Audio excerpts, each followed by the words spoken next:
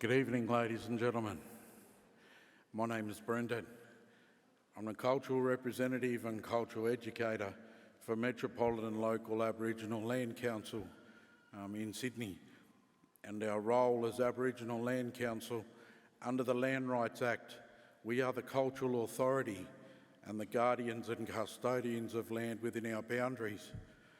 Unfortunately, guardians and custodians are not traditional owners, because there's no traditional owners left within Sydney. They've been wiped off the face of the earth. The definition of traditional owner is you've got to have an ongoing, continual connection to country. And unfortunately, that ongoing, continual connection to country was severed the day Cook landed. But I'm here this evening to welcome you to country, and I'm sure we're all aware of the traumas and the atrocities that my countrymen have been through. So I'm going to share a little story that relates to the lands that we're on, the Gadigal. And this story and this songline is all about the whale.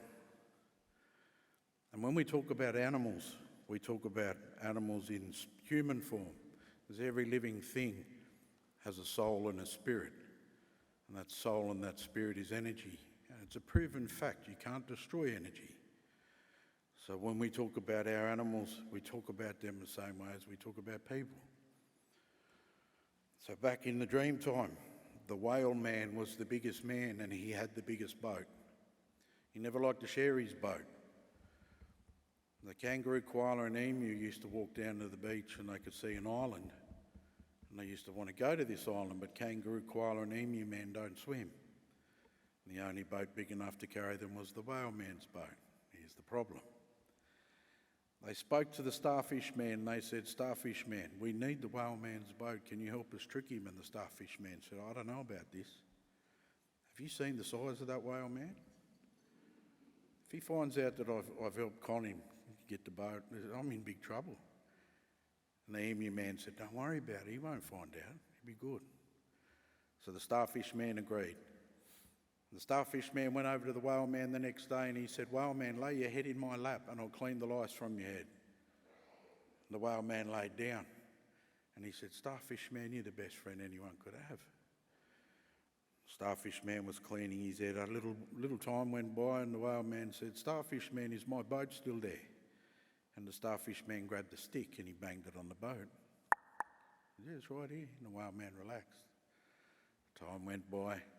And the whale man said, "Starfish man, is my boat still there?" And the starfish man grabbed the stick, tapped it on the boat. "It's right here." The kangaroo, koala and emu snuck out of the bush, jumped in the boat and off they went. And the whale man said, "Starfish man, is my boat still there?" And the starfish man panicked. And he grabbed his stick and he tapped it on the rock. And the whale man listened. And he said, "Starfish man, is my boat still there?" And the starfish man said, "Yeah, it's right here." The whale man realised it wasn't the same sound, so he sat up. He looked, the boat was gone, he looked out in the sea and he could just see a dot. Kangaroo, koala and emu in the boat. The whale man knew the starfish man had tricked him. Well, big fight. The whale man jumped up in the air, he sat on the starfish man and flattened him. The starfish man jumped up in the air and he bit the whale man on the top of the head. Off the whale man went into the ocean, chased those kangaroo, koala and emu, but it was too late. Those three animals already arrived on the island and quickly pushed the boat out to sea and off it went.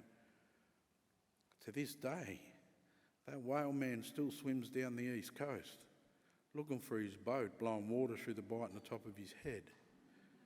The starfish man is still flat and lives at the bottom of the ocean. Out of the kangaroo, koala and emu, it was the koala man that paddled the boat.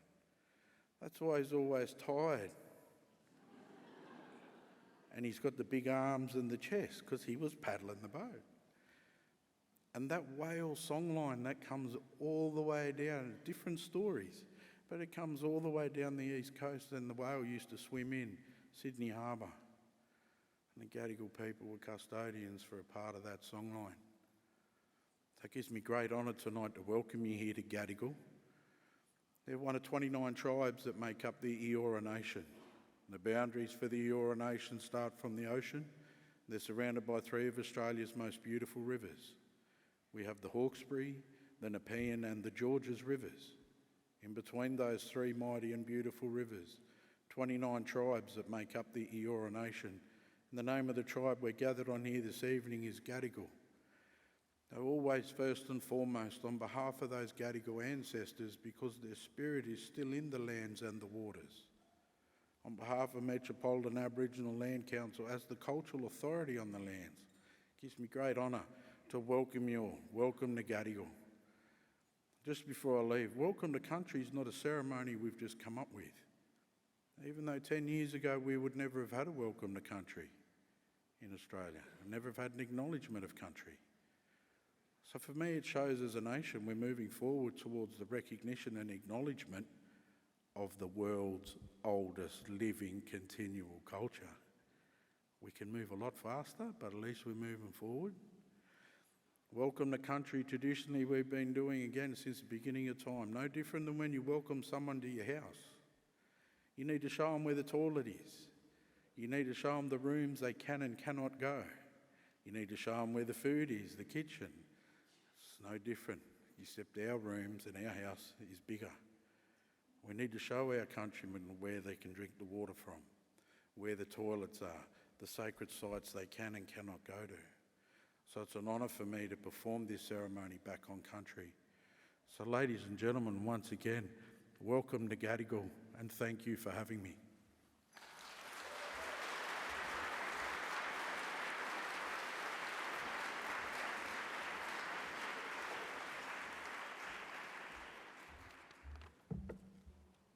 Thank you, Brendan, Karen. That's the third time you've welcomed us to the land the library's built on in the last 12 months, and every time I've come away the better for it. I've come away the richer for it. Thank you so much. Now we've got to reflect on yet another way in which boats are part of our collective history. Cicero once said that if you don't know what happened before you were born, you'll never grow up. And I think we've been reminded yet again by Brendan of the truth of that. On behalf of the Library Council and its President, George Soros, who's sitting in front of me, the very warmest of welcomes to the State Library of New South Wales.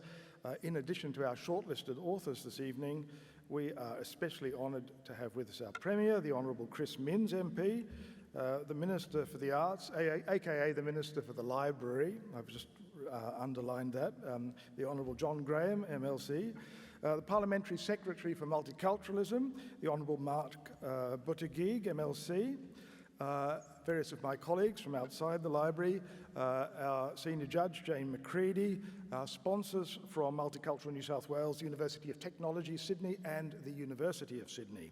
Tonight is the 44th presentation of the New South Wales Premier's Literary Awards. If you are a reader, a writer, an editor, a designer, a publisher, this is the place to be tonight. 30 years ago, people were saying that the book would be dead and we'd be reading on screens, and that's it. But the book was never going to be dead, and tonight is a celebration of that truth.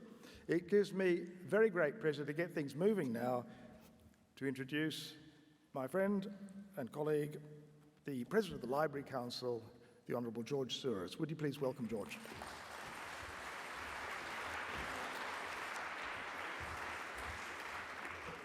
Thank you very much, John, State Librarian. I want to add my welcome to everybody here tonight in this glorious room, the Mitchell Reading Room, recently renovated and occupying a very premium position in the life of New South Wales. Thank you very much, Uncle Brendan, for that glorious welcome to country. And John, you took the words out of my mouth. I felt welcomed the last two times, and I again feel welcome to country tonight, as I believe we all do feel welcome to country. Thank you for the welcome. Ladies and gentlemen, it's my great pleasure that tonight, our great pleasure that tonight, the Premier of New South Wales and our Minister for the State Library are both here, as well as the Parliamentary Secretary. Gentlemen, you're on a 100% attendance at this stage, and I sincerely hope we will see you here again at succeeding awards nights. It's the greatest night in the literary life of New South Wales, and it's only appropriate and greatly justified that the Premier and our Minister are both here this evening. My role is only to introduce the Minister for the Arts, who will then in turn introduce the Premier. Minister John Graham, before he became the Minister for the Arts, way back when he gave his inaugural speech to the Parliament, he made a significant reference to the role of libraries, the public library system of New South Wales. There are 396 libraries, public libraries in New South Wales, headed of course by the State Library of New South Wales. His passion for libraries and books was evident upon reading his inaugural speech, and so we couldn't be happier than that he is our Minister for the Arts and therefore has responsibility for the State Library. I believe he always was and probably always will be a friend of the State Library. Premier, we enlist you also as our newest two official friends of this library. We look forward to all that lies ahead in the life of New South Wales and with regard to your leadership of it. So, Minister Graham, I invite you to come forward and welcome you again. It's my pleasure to introduce you to this evening.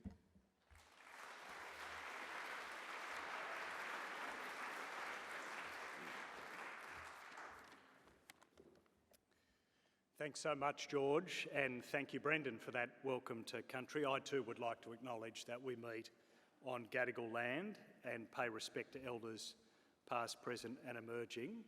And I want to acknowledge tonight the generosity of our First Nations storytellers who are sharing the ideas that continue to inform and to challenge all Australians.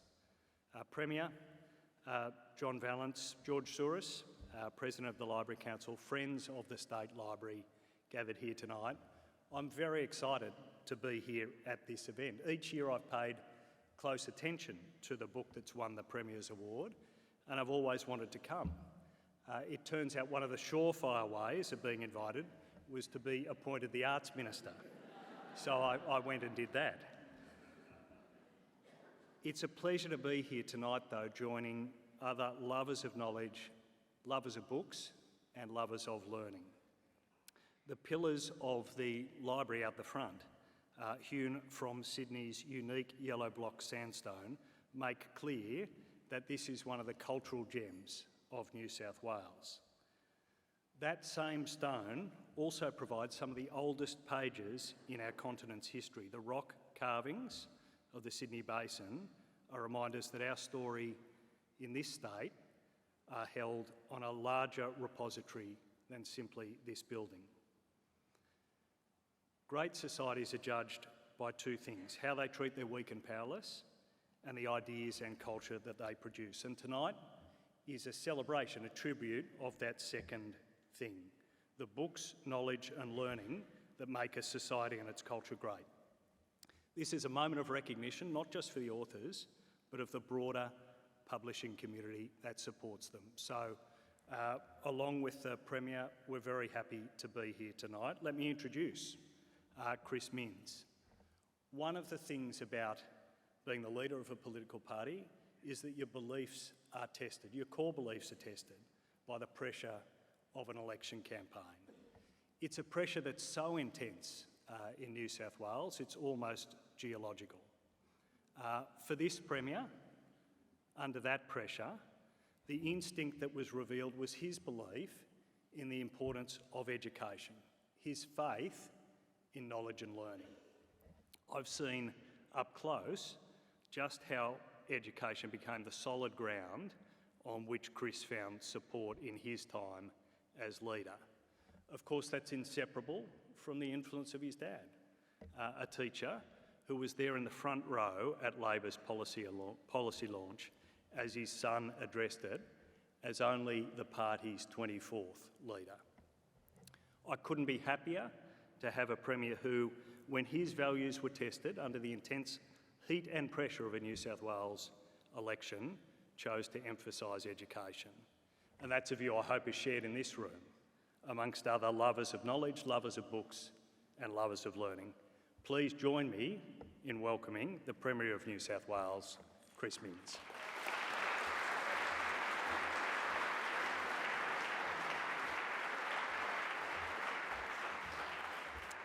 Thanks so much, John. I don't remember the election being that challenging, actually, but I'm sure it was difficult at the time. Look, thank you very much, John. Thank you very much, Brendan, for that heartfelt welcome.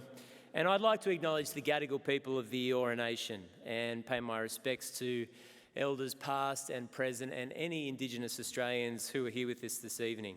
I'd like to acknowledge George Soros and Dr. John Vallance and my parliamentary colleague, Mark Buttigieg, who's here, as well as the writers, judges and distinguished guests.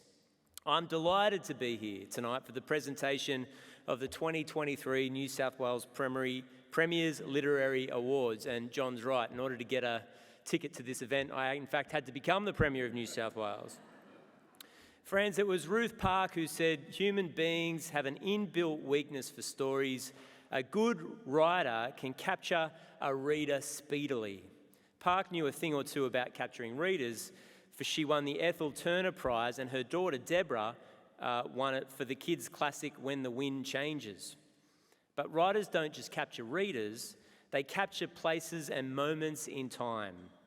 To read The Harp in the South is to visit a very different Surrey Hills from the one that we know today. And as much as John and I would love future generations of Australians to capture the spirit, the times, the economy of 2023 through Hansard in 50 or 100 years' time, the truth of the matter is, to understand what we live through today, they'll read a book or they'll consume art, and we desperately need our organic Australian writers. Writers capture ideas and insights about the people and the world that we live in. The best writers capture our imagination, showing us new worlds and inspiring us to change existing ones. Now, these awards were established by someone special to John and myself and Mark, and that is the former Premier of New South Wales, Neville Wran, who in 1979 established these awards and said, quote, the arts to take and be seen to take their proper place in our society's priorities. That was his hope for these literary awards. These awards are the longest running state-funded literary awards in the country, and they're also the most generous. To read a list of past winners is to take a short course in modern Australian literature. Keneally, Garner, Park, Williamson. And tonight we'll add new names to the next chapter with prizes of a total worth of $350,000. This year, the board received a record 856 entries, the most ever submitted. They range across genres, including fiction and non-fiction, poetry, writing for children and young people, and writing for the screen and for stage. The number of entrants is a testament to the importance and relevance of these awards, and I want to thank our 35 esteemed judges for considering so many entries, for without them, these awards would not be possible, and I think they deserve a round of applause for...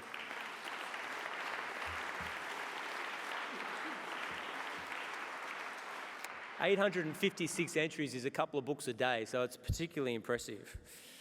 I also want to give special thanks to Senior Judge Jane McCready. Jane served in the role for 4 years. Before this, she chaired the fiction and non-fiction panels, and your service, Jane, is much appreciated. Thank you so much.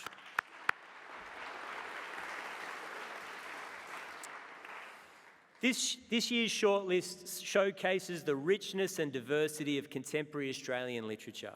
It honours well-known writers and brave new voices.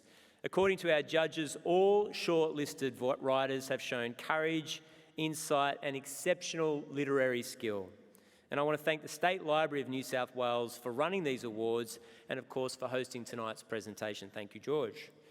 I'd also like to thank our prize sponsors. Writers, like workers, deserve their wages. And so I thank Create New South Wales, Multicultural New South Wales, the University of Technology in Sydney, the University of Sydney for their patronage. Finally, a message to our shortlisted authors and winners. On behalf of the government and more importantly, on behalf of the people of New South Wales, I extend to you our warmest congratulations, but mainly thanks for your courage in creating new works. We need writers because we love reading. Thanks so much, everybody.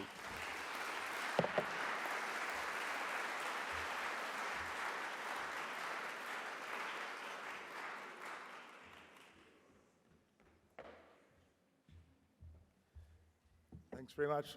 I had guilt for a moment, the thought that our friends had to achieve high office in order to get invitations tonight. But it is in fact now free. This used to be an event you had to pay for. Everyone is welcome, and I think that message should get out. Thank you so much, Premier. Thank you so much, Minister. Wonderful to have you here. This will be my last Premier's Literary Awards as State Librarian, and I wanted to mark it by thanking my colleague Sarah Fishwick, who has run the awards throughout the whole of my time at as state librarian, and in the great state tradition of bus chucking, I'd also like to ask her if she'll take over. Sarah.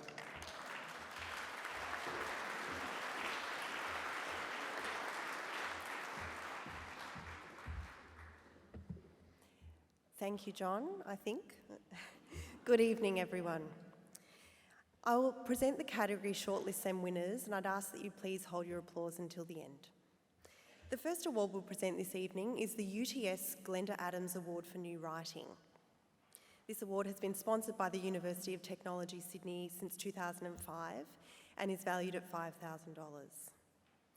This year, the award has been expanded from just debut fiction to debut works across all categories. We are joined tonight by the head of the School of Communication, Professor Stephanie Hemmelreich-Donald, and her colleagues Delia Falconer, Claire Corbett, Andrew Pipos and Penny Russin. Thank you for your ongoing support.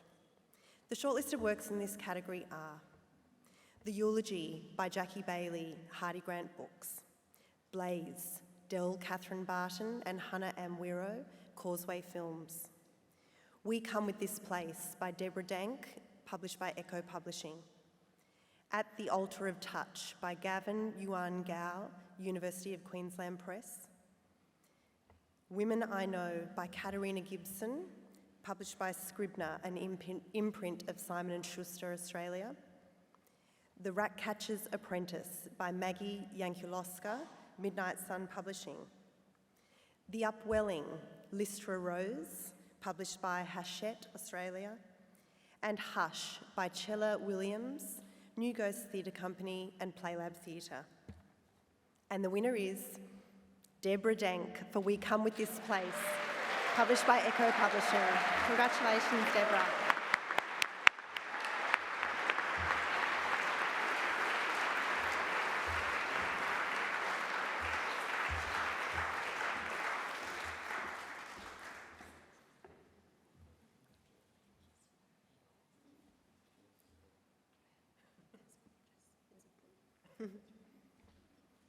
And there's a photo.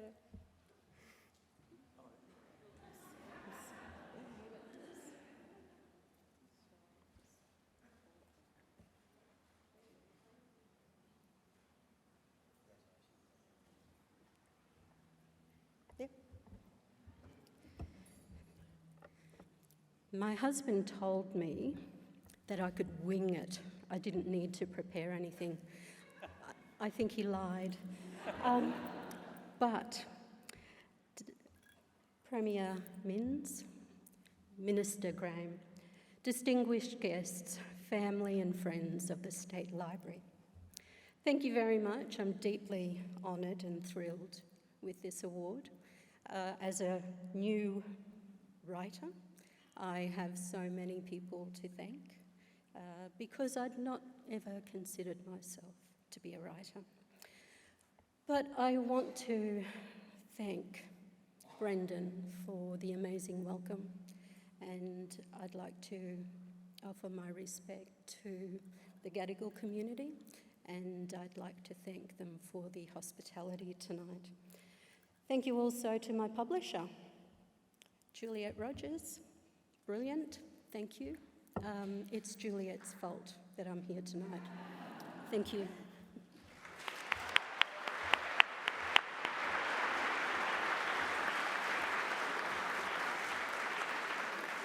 We now move to the New South Wales Premier's Prize for Translation. This biennial award is for a book translated into English over the past 2 years. It is sponsored by Multicultural New South Wales and is valued at $30,000.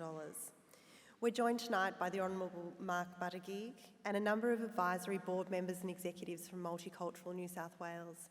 Thank you very much for your support of this important award. The shortlisted translations are chosen by the judges Josh Stenberg, Mario Lecon Cabrera and Pamela Allen, and those works are Deadly Quiet City, Stories from Wuhan, COVID Ground Zero, by Murong Shuizun, and translated from Chinese by an anonymous translator, Hardy Grant Books. Duino Elegies, by Rainer Maria Rilke, translated from German by Alison Croggan, Newport Books. The Membranes by Chi Ta Wei, translated from Chinese by Ari Larissa Heinrich, Columbia University Press. The Assommoir by Émile Zola, translated from French by Brian Nelson, Oxford University Press. On the Line by Joseph Pontus, translated from French by Stephanie Smee, Black Ink. And finally, People from Bloomington by Buddhi Dharma, translated by Tiffany Tsao and published by Penguin Classics. And the winner is Tiffany Tsao for her translation of Buddhi Dharma's People from Bloomington. Tiffany is unfortunately not able to be with us this evening. She's currently living in Singapore, but she has sent us this video message. Hello everyone, I'm Tiffany Tsao.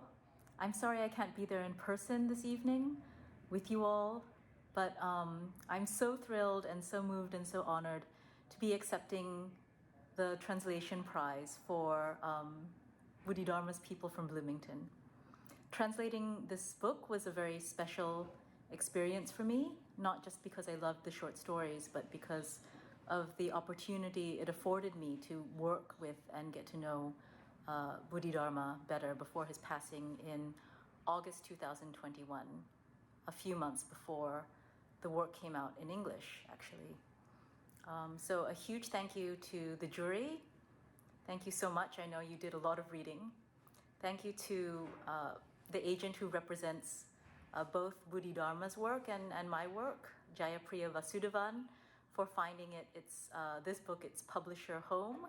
Thank you so much to the publisher of both the English edition and also the original edition, and those are respectively Penguin Classics and Nora Books. Thank you so much for your support and enthusiasm for the book. And last but certainly not least, thank you to Pak Buddhi himself, Buddhi Dharma, who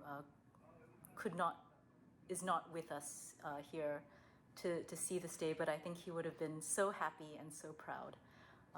Once again, thank you so much.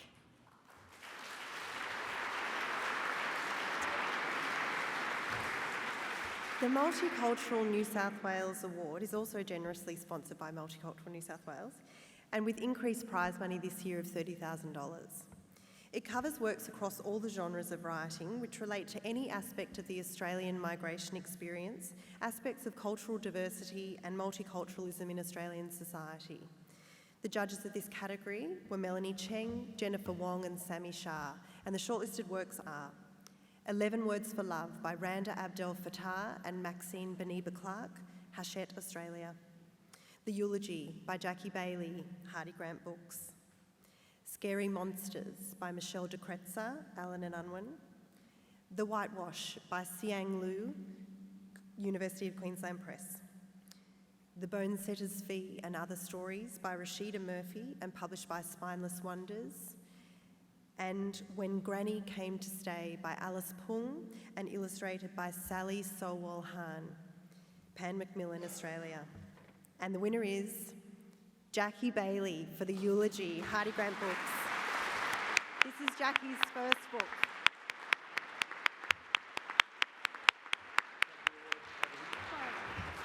Thank you.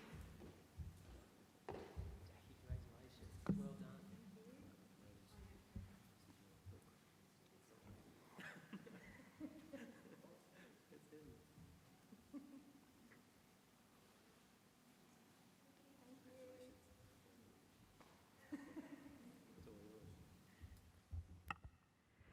Thank you so much. If that autocorrects my Bogan Queensland accent, no laughing. So big thank you to my poppet who's here with me tonight and my husband who had to live with me for the 10 years it took me to write this book. Big thanks to Hardy Grant for having the commitment, and SBS actually for having the commitment to diversity, which has landed me here. And big thank you to Multicultural New South Wales for increasing the prize, because in a lot of instances, cultural diversity, justice, equity, inclusion, they're all extremely important. But to make them real, what you need is money. So this is going to allow me, like literally going to allow me to keep writing for the next several months, which I wouldn't have been able to do otherwise. So this is literally paying for the words on the page. So thank you so much to the library, to the writers, the judges, and it's, oh my God, such an honour to be on the same list as Xiang and Alice Pung and Michelle de Kretzer and Rashida and everybody. I'm just like, okay, what did it say when I did that? Okay, thank you.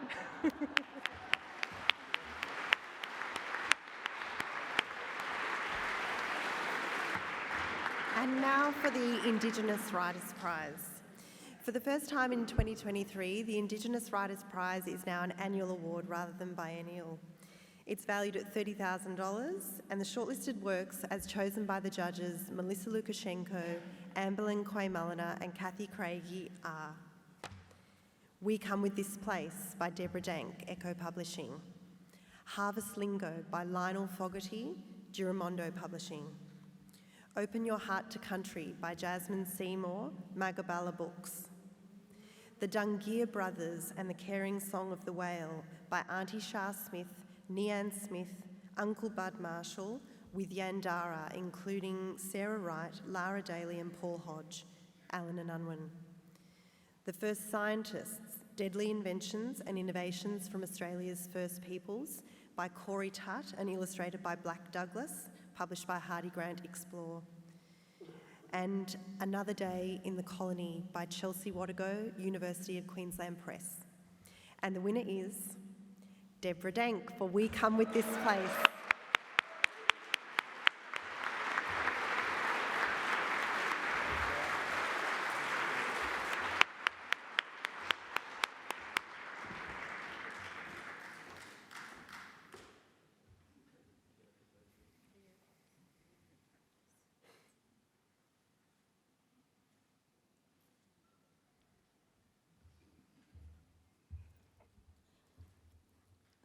Hello, I'm back.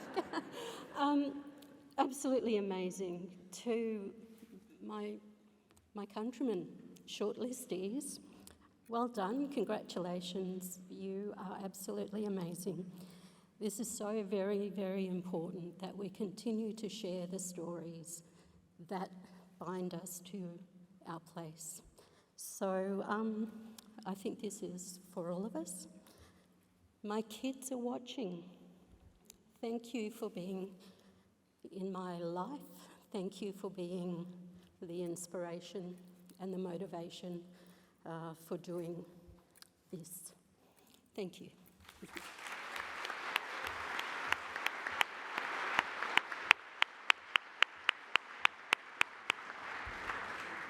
The Nick Enright Prize for Playwriting is valued at $30,000.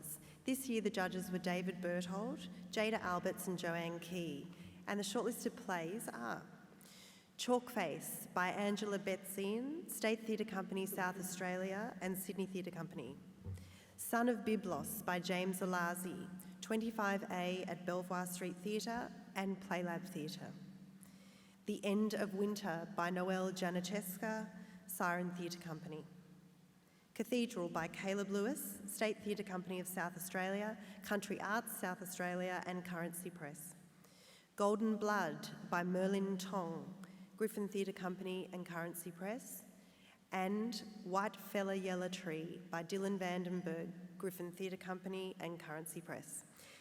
And the winner is, for the second time winning the Nick Enright Prize for Playwriting, Dylan Vandenberg, White Fella Yellow Tree.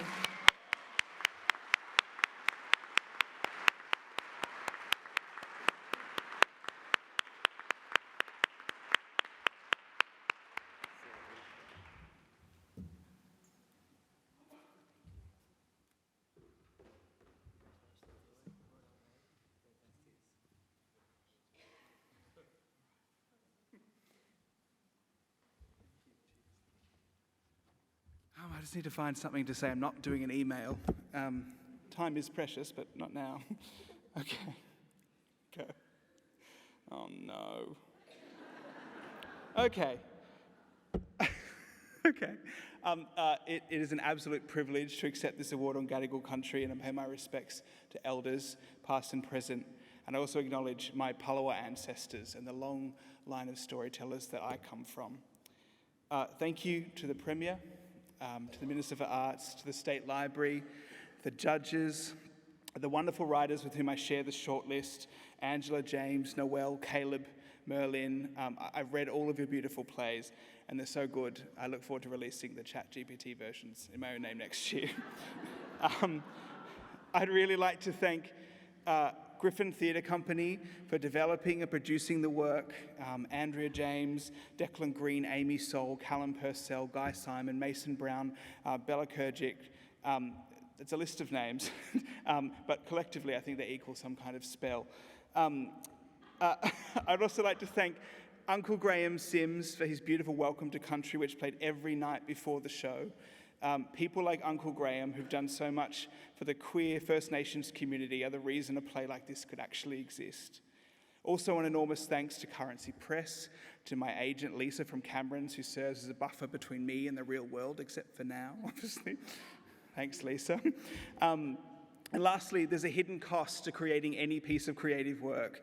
The cost to my family, who manage to get on with their own lives, while I'll stare wistfully out the window in my dressing gown, wondering whether the word blackout at the end of the play should be one word or two, just to be different. So thank you to my partner, Emily, for many things, for time, for feedback, for giving me insights into what a love story could even be. To my daughter, for whom I try to write a future, try to write a way the world might be and might see and treat her when eventually she's done with Peppa Pig. Thank you so much, I'm very grateful.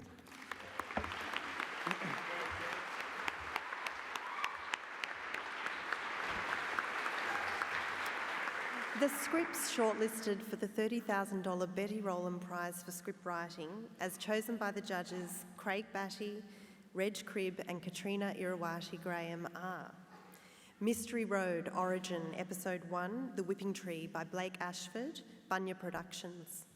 Blaze by Del Catherine Barton and Hannah Amwiro, Causeway Films. Heartbreak High, Season 1, Episode 8, 3 of Swords by Hannah Carroll Chapman. Fremantle Media Australia, Netflix Australia and New Zealand. The Australian Wars by Jacob Hickey, Rachel Perkins and Don Watson, Blackfella Films. Heartbreak High Season 1, Episode 5, Bin Chicken by Thomas Wilson White, Fremantle Media Australia, Netflix Australia and New Zealand. And finally, The Stranger by Thomas M. Wright, Seesaw Films. And the winners are Del Catherine Barton and Hannah Amwiro for Blaze.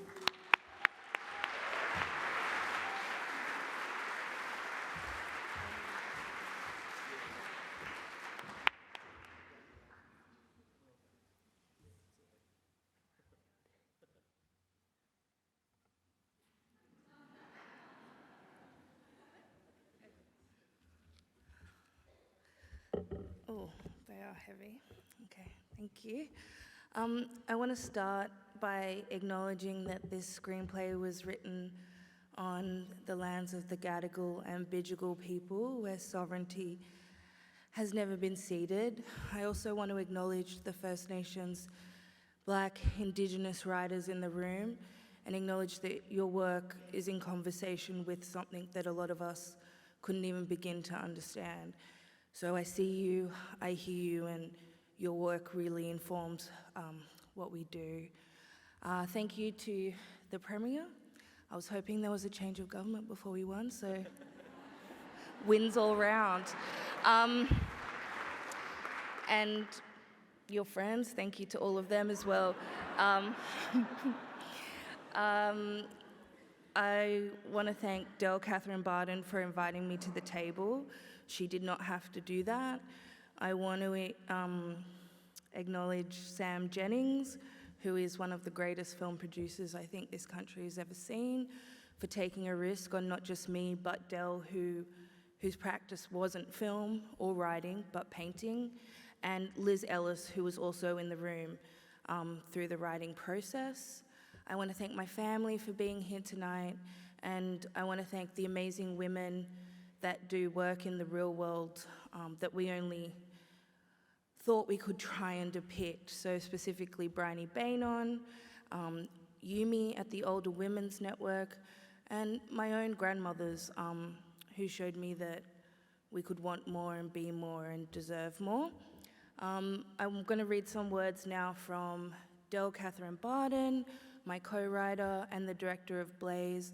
She's in London showing people her amazing work, but she wanted to say that I so wish I could be here in person to be acknowledged in this way, in this space, for this story quite simply means everything to me. My deepest gratitude to Hannah, that's me, and our fearless producer, Sam Jennings, for your brave journey on the page. Realizing this script remains the toughest, life-changing, life-expanding, life-healing, creative journey for me. So many tears, so much deep diving, so much reconnecting. What an honor. Thank you, thank you, thank you. DKB.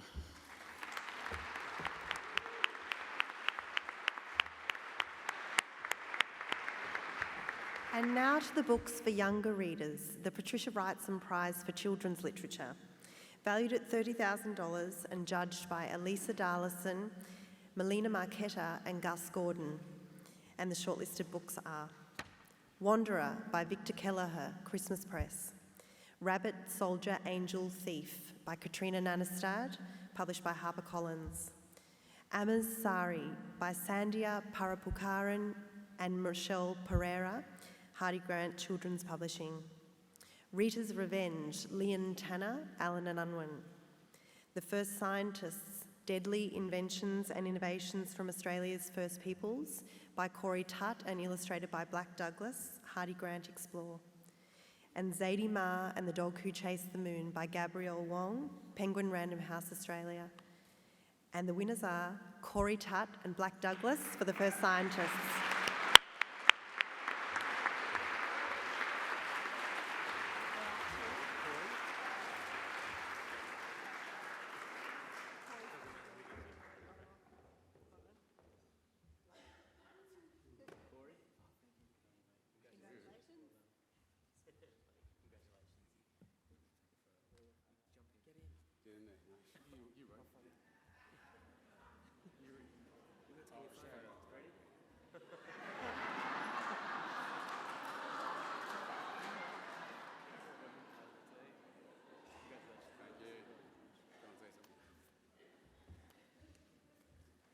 Wow. I'm a Gamilaraay man from Dapto, of all places. I went to Dapto High. I left school in year 10. I went to a place called Boyup in Western Australia at 16 because my career advisor told me I couldn't be a zookeeper. I was told that I was better off dead or in jail. I didn't know how to read and write. I have learnt this all as an adult. First Scientist is a book that challenges the notion of what is a scientist. With my charity Deadly Science, I go out to schools all over Australia and I ask children all the time, what does a scientist look like? And for me, I always get the same deposit sketching, right? If I was to take what children describe a scientist as, they tell me that it looks like a bit like Albert Einstein. But actually on this land, the land of the Gadigal people, Aboriginal land, our people have been doing science and STEM for 65,000 plus years, since the dawn of time. And that is just as much my history as a proud Gamilaraay man as it is yours. So when I was writing First Scientists, I was lucky enough to be able to create a book that challenged the notion of what is a scientist. For children all over the country, black, white, wherever you come from, this nation is the birthplace of this land's first scientists, and we should celebrate that. So, how does one create a book, through anxiety and just nerves, come here. When I was writing this book, I wanted to change the world. I didn't want to win awards, even though it's a great thing and I'm really grateful. I wanted to change the way that young people think about our people.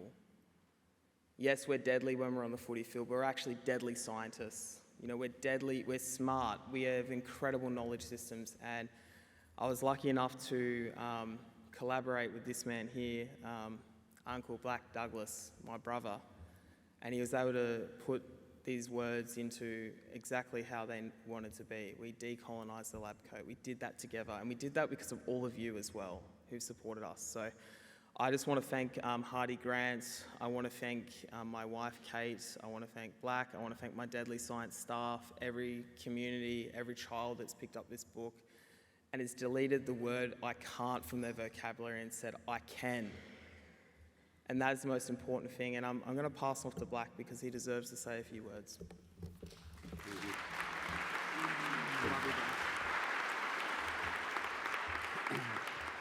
Look, it's a tremendous honour to be complicit to not only the passion, the genius of this young fellow here, is obviously one of our most celebrated young First Nations peoples, deserved of such celebration, but also the fact that we're in this period of evolutionary change. And we sit here in this wonderful house of knowledge, and we're in this period where people are immersing themselves into First Nations texts, and this certainly didn't happen when I wore a younger man dungarees. And the fact that now we can have these messages and these celebrations of First Nations geniuses on this continent immersed within our curriculum and further afield, it just makes me a very proud Dungari descendant from the praying mantis mob of Kempsey, raised on Darug country in Western Sydney and Penrith, the back blocks of Penrith, and to stand here before you tonight alongside this great man. Thank you, Premier. Thank you for all of your support.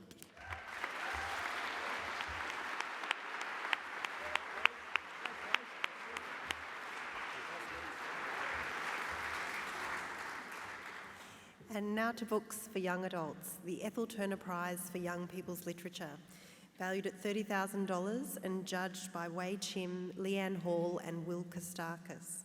The shortlisted books are Completely Normal and Other Lies by Biffy James, Hardy Grant Children's Publishing. A Little Spark by Barry Johnsberg, Allen and Unwin. Sugar by Carly Nugent, Text Publishing. The Upwelling by Lystra Rose, published by Hachette. The Brink by Holden Shepherd, Text Publishing. And Where You Left Us by Rhiannon Wild, University of Queensland Press.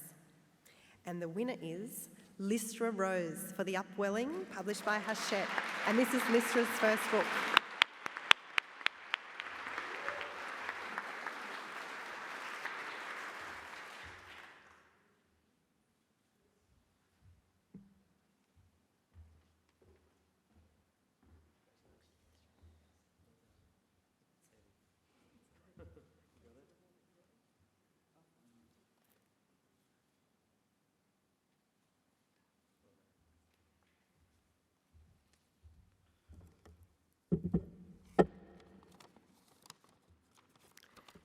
Yura Wandara. How are you all? In Gugul Yimidith, one of my ancestral languages. Synchronicity. 2 years ago, I met Adi during a Surfing Life magazine trip to Norfolk Island. She made me these earrings. When I shortlisted for the Ethel Turner Prize, she congratulated me, then told me Ethel Turner was her great-great-grandmother. I posted her a pair of clay Coolamon earrings I made with the dinkus from my book painted on them. We promised each other we'd wear each other's earrings tonight for good luck and to honour each other's great-great-grandmothers, Ethel Turner for her and Lystra Rose for me. I really wanted to win, not because of Adi and synchronicity, that's reason enough, and not because of money, that's reason enough, and not because of a prestigious award that silences my inner critic, that's reason enough. I didn't think winning a young adult category could be my reality. My reality, and any First Nations person in Australia whose parent was born before 1967, is this: we are the first ones in our Indigenous families to be counted as human beings under Australian law. I felt lucky to be acknowledged as human by Australian law, because Dad wasn't when he was born. When that's the benchmark, there's a lot more distance for our dreams to take flight.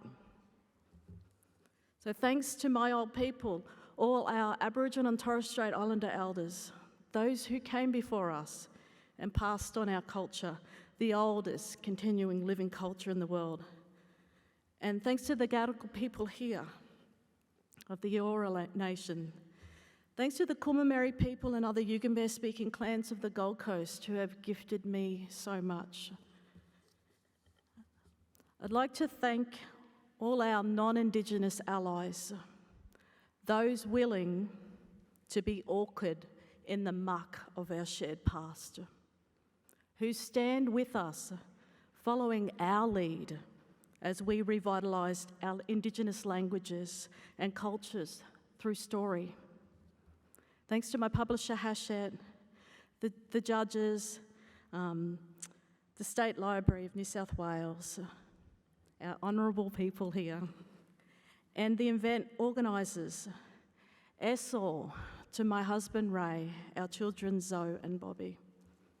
Synchronicity makes sense of connections that seem too perfectly timed and placed. It's what makes storytelling so exciting. Since the beginning of time, we are all interconnected. A dust storm of ancient DNA embedded in story, knowledge passed down. Words are a beautiful inheritance, a richness beyond the grave. With this ancestral authority, the DNA of the earth beneath our feet swept from the corners of this great nation of many nations. I thank my fellow writers and all of you here for investing in the printed word.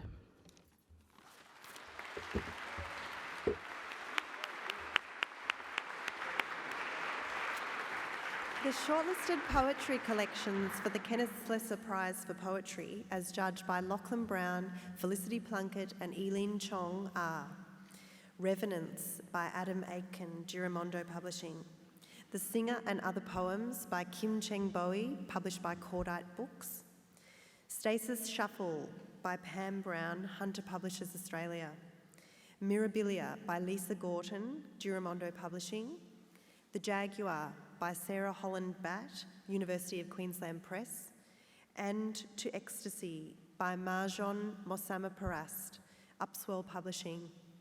And the winner is Kim Cheng Bowie for The Singer and Other Poems. Congratulations.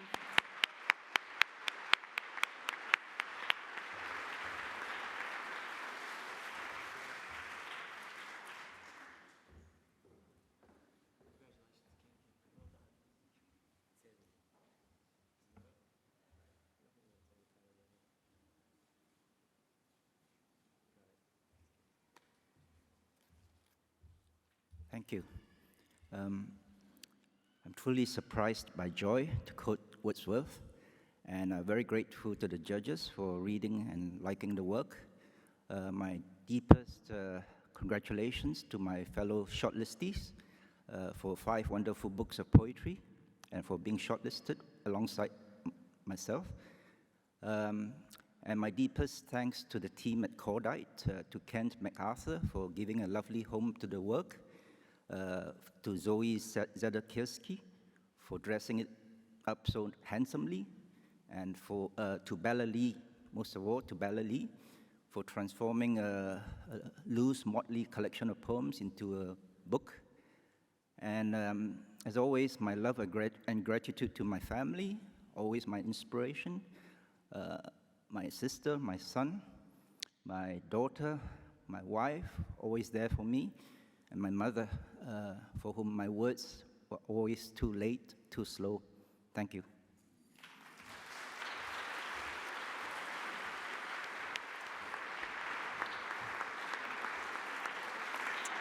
The judges for the Douglas Stewart Prize for Non-Fiction were Louise Edwards, Patrick Mullins, Ryan O'Neill, Kate Holden and Zoya Patel. This award is valued at $40,000 and the shortlisted books are We Come With This Place by Deborah Dank, Echo Publishing, Mother Tongues by Keridin Dwovi and Eliza Bell, Penguin Random House, Australia. How to End a Story, Diaries, 1995 to 1998 by Helen Garner, Text Publishing.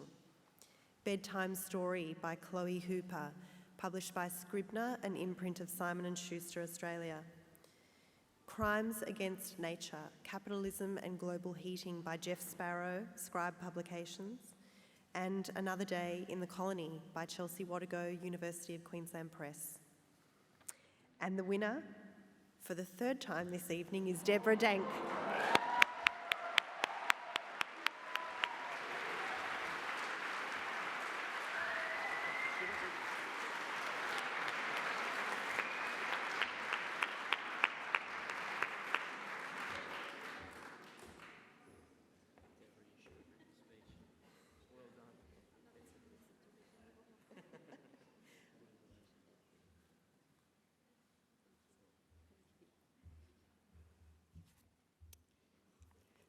Perhaps Rick didn't lie after all. I reckon I'm going to wing this a little bit more. To the judges, thank you. My very deepest gratitude for your appreciation of my writing. This book almost wrote itself, and I think tonight will be the last time that I describe myself as the accidental writer. I have always been a reader. Very, very privileged to have been raised in remote places by two amazing parents. My dad, a Gurindji Wakaya man who did not read or write English, but who insisted, by God, you will learn. And my mum, a very, very young mum, literally 15, several months before I was born, who in those remote places taught me to read by the time I was about 4, and who also insisted, by God, you will learn. She didn't say God so much because we come from a really good, strong Methodist background. My children have been so integral to everything that I have done.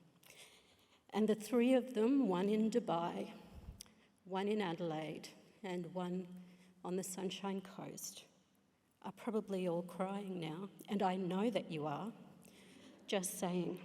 But I thank my son for taking the time to sit with me, because this writing is part of my PhD study.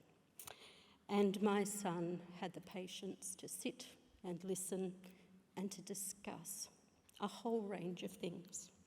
None of it would be possible without the amazing Gurindji Wakaya mob from the Barkly Tablelands in the Northern Territory. If you enjoyed my book, if you read it and you saw something of an Australian story embedded in that, will you please take a moment or a bit longer to consider what's happening on my country. My country is in the Beetaloo Basin and it is being fracked. So this story, or these stories, are even more important for my family, because very soon my 12-month-old granddaughter, who calls me Gar but can say crocodile, will not be able to grow on country like she deserves to. And my soon-to-be 13-year-old granddaughter, who is becoming an amazing martial artist, following in the footsteps of her grandfather, she will not be able to go home so much to experience what her mother did and what her aunt and her uncle did and what the Mimis have taught us all. So thank you, the judges, thank you sincerely again. My amazing publisher, Juliet Rogers, and the team at Echo. To my fellow shortlistees, congratulations and my sincerest thanks for the continuing contribution to literature, filling the space across the Australian landscape as we all deserve. Thank you.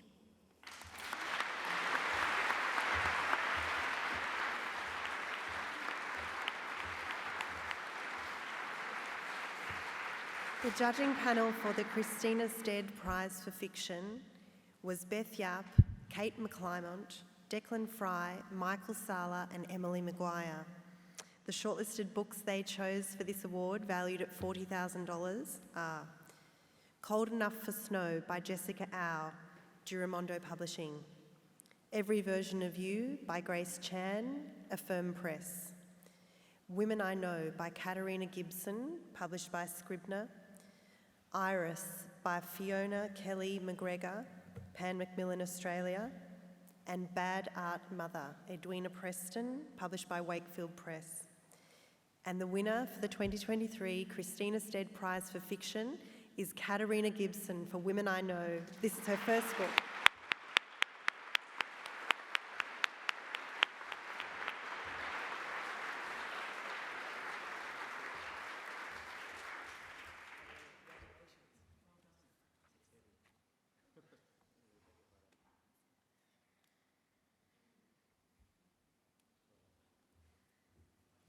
Okay, I'm going to keep this quick because I know you all need a drink. So, and I'm also very nervous, so forgive me for reading off my notes app.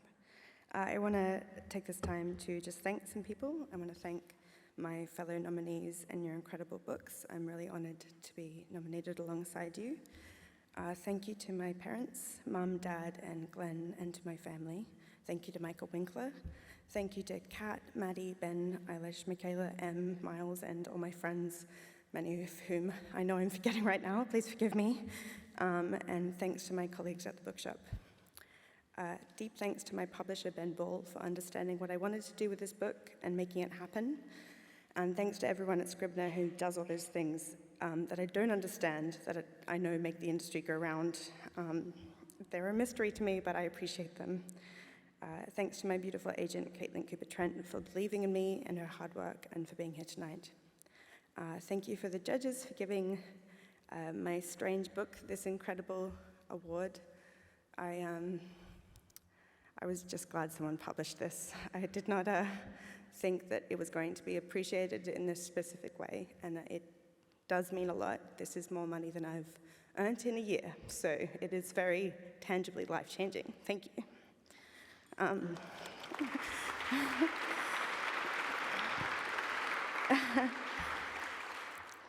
Thank you to all the Indigenous storytellers who can... Maddie's, give it 2 minutes, man.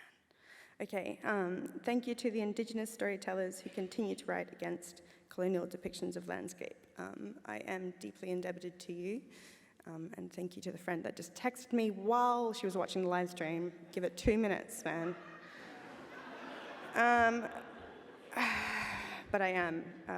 Writing your own country is deeply powerful, and it means a lot to writing in this country. And lastly, I want to thank my boyfriend, Tyler, for everything. But I'm going to take this specific moment to thank him for all the times he's spotted me dinner, or as he calls it, supporting the arts. I hope the arts can support you back. Thank you.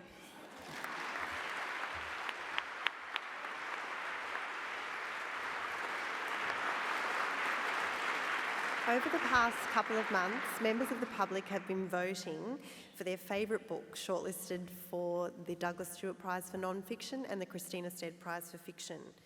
We're delighted to announce that this year the People's Choice Award is sponsored by the University of Sydney, and for the first time in its history, it has prize money of $5,000. We thank Professor Lisa Adkins, Dean of the Faculty of Arts and Social Sciences, and Dr. Beth Yap, who chairs the fiction panel and who is here with us this evening. Thank you very much for your support. And the winner of the People's Choice Award is Grace Chan for Every Version of You, Affirm Press.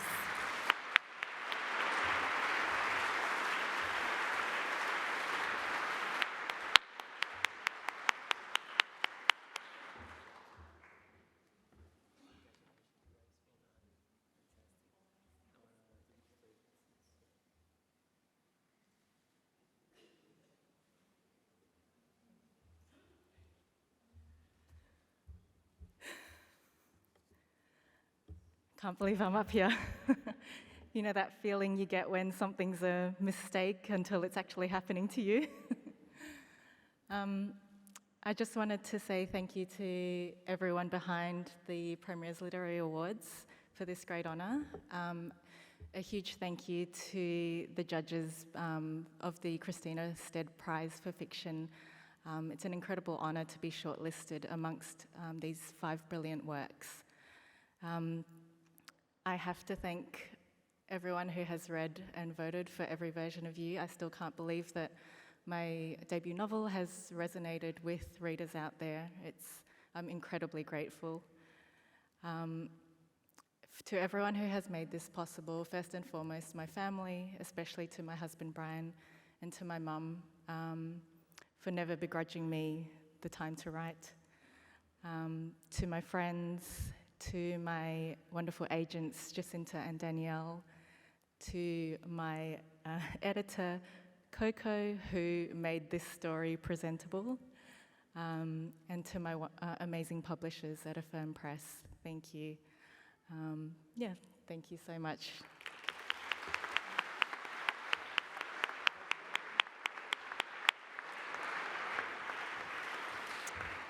Since 1982, the Special Award has recognised the very best Australian writers for their contribution to the literary life of this country.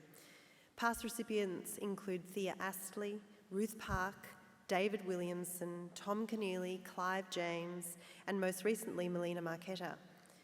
This award is not open for public entry, but instead is proposed by the judging panel. And this year, rather than to an individual, the Special Award goes to a volunteer-led community organisation which has had an immense impact over the past decade. They attract hundreds of attendees to their events each month, and they've been instrumental in bringing new voices to Australian publishing through their 4 anthologies. They've sparked a love of poetry in their Western Sydney community. You're starting to catch on to who I'm going to say in a minute. And they've described their organisation as multiculturalism personified. Congratulations to the 2023 Special Award recipient, Bankstown Poetry Slam.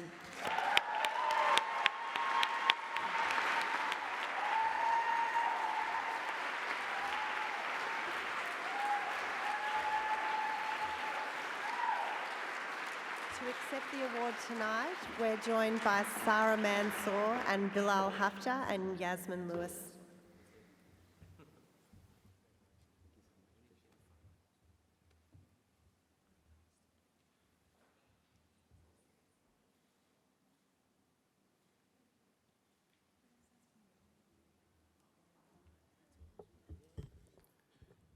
We just wanted to take a second to have a few thank yous. We'd like to start off by thanking the judges who nominated and chose us for this award. We don't get to know exactly who that was, so this is an anonymous thank you so much for inviting us onto this stage. Some of you might not know what the Bankstown Poetry Slam is, and I think to start off with, I'd just like to talk a little bit about it. I am through and through a product of the Bankstown Poetry Slam. It existed before I ever started writing. And I went to my first Bankstown Poetry Slam the second year it had started.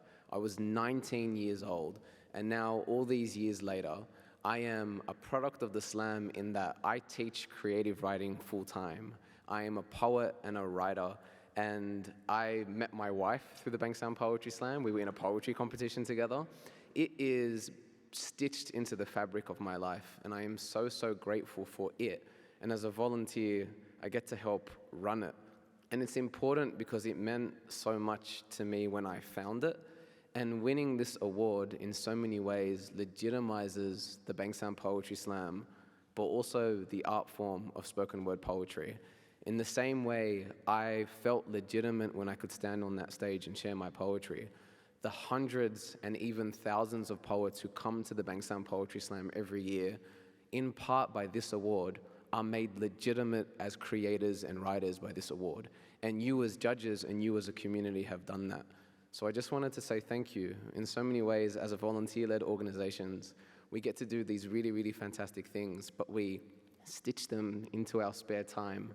So to take a night to properly celebrate our community means the world. And I'm just about to pass on to my co-conspirator and the co-founder of the Bankstown Poetry Slam. And I just wanted to say, mostly to you, Sarah, that in so many ways the things that we do at the Bankstown Poetry Slam are special and they don't fit in the category. And in all the times that we've been told that you can't really do that in the arts, you can't really do that in writing, that's not something that you do. In so many ways, the person I'm about to introduce is the antidote to you can't do that. So please welcome Sarah. Thank you, Bilal. Spoken like a true poet.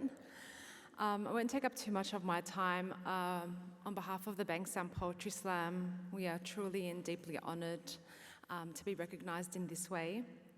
The Bankstown Poetry Slam started over 10 years ago when I was 19, and it was because we wanted a place to feel that we could belong and a place to feel that we could be seen and heard, and we didn't have that, so we created that space. And over the years, we've managed to achieve a lot of things. We've held festivals, we've been part of festivals, Sydney Writers' Festival and the Sydney Festival. We have run a high school poetry program with hundreds of students, and most recently last year, we started the first ever National Youth Poetry Slam, which saw 20 finalists from all over Australia come to Parramatta from 6 different states and territories and slam their way to victory. And this prize money will effectively ensure that we can do that again, that we can run that competition again this year. So that's an amazing win for all young, diverse spoken word poets and slam enthusiasts around the country. So thank you so much. And yeah, go Bankstown.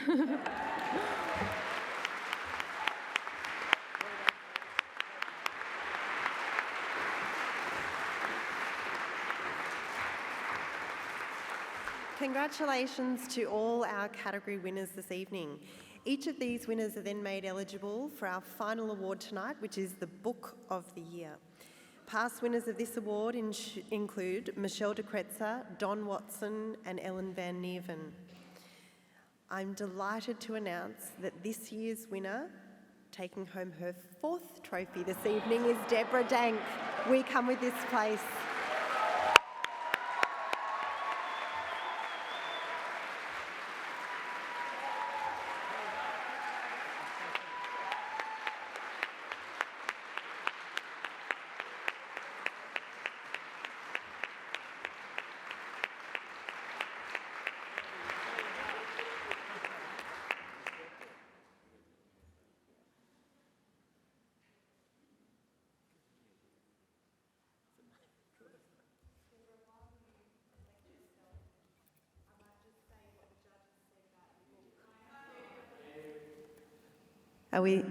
There we go. While you just collect yourself for a moment there, Deborah, the judges commented that in your work you sought to expand the horizons of the reader in a way which centres not the author as an individual, but rather her country and the wider community she has grown within. Most of all, her memoir shows a powerful path forward from colonial trauma towards a space of mutual respect and self-determining futures. Wow. The book would not have been possible without a few women. My daughter did the cover. So Raya, thank you, sweetheart.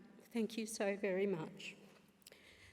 My supervisor for my PhD, who said, maybe we need to speak to a publisher, Deb, Associate Professor Antonia Pont at Deakin University. One of the markers for my PhD, who has become a very dear friend, Associate Professor Sue Joseph. Thank you. I am absolutely stunned with the response, and in the current climate around conversation for the voice, I think it says something really nice about the intent of the wider Australian community. I think whether you support the idea of voice or whether you don't, the big thing is to remember that Aboriginal and Torres Strait Islander Australians make up around 4% of the Australian population. We need our allies. We need our accomplices. We cannot make good progress thinking that Aboriginal folk will take care of Aboriginal business, because this is Australian business. And to allow the First Peoples of this country to participate in that business, we need good hearts and we need committed souls. Judges, thank you so very, very much again. The shortlistees tonight, you are genuinely, seriously, truly amazing, and I congratulate you all very much. Yeah, I think I've run out of words. Absolutely. Thank you.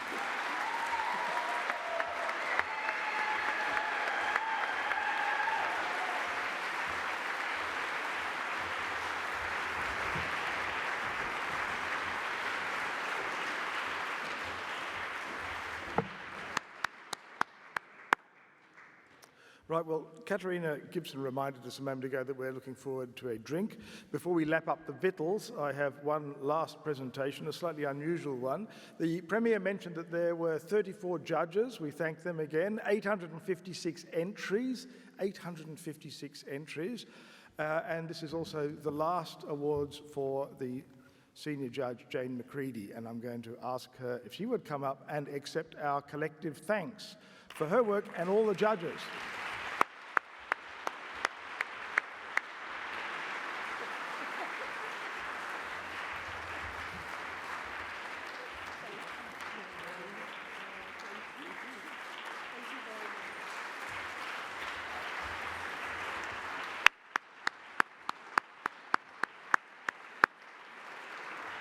Lost the flowers. Thank you again, Premier, Minister. Thank you all for coming. Remember that this event marks the beginning of the Sydney Writers' Festival, and Jane is going to be speaking to a number of tonight's winners tomorrow at 12:30 here at the State Library. And I would now ask all the winners to come up the front so that Joy can take your photographs with the Premier and the Minister. Remember, the shop is operating out the back. And remember, this is not just about the winners, it's about the shortlisted books, so you should buy everything that's listed in this book, and we can arrange couriers if need be. Please stay for the party. Thank you again for coming.